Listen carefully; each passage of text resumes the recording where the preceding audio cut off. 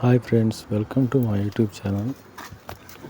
మా ఛానల్ మీకు నచ్చినట్లయితే లైక్ చేయండి, షేర్ చేయండి, సబ్స్క్రైబ్ చేయండి, కామెంట్ చేయండి. ఈరోజు మనం చాలా ఇంట్రెస్ట్ అయిన టాపిక్ మీద వచ్చాం. అది ఏంటంటే స్విఫ్ట్ డిజైర్కి డ్రైవర్ సైడ్ ఎయిర్ బ్యాగ్ ఎలా ఓపెన్ చేయాలి. మనం వీడియోలో చూసినట్టుగా స్టీరింగ్కి సైడ్న హోల్స్ ఉంటాయి.